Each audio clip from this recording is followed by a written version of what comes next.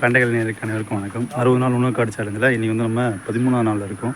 இன்றைக்கி வந்து நம்ம என்ன பண்ண போகிறோம்னு பார்த்துட்டிங்கன்னா, நம்ம ஸ்டார்ட் பண்ணதுலேருந்து நம்ம தக்காளி கன்று வைக்கவே இல்லை. ஸோ அதுதான் இன்றைக்கி வைக்க போகிறோம். தக்காளி கன்றும் சக்கரவள்ளி கிழங்கு வைக்க போகிறோம். ஸோ அதுதான் இன்றைக்கி இருக்க போது வாங்க போகலாம்.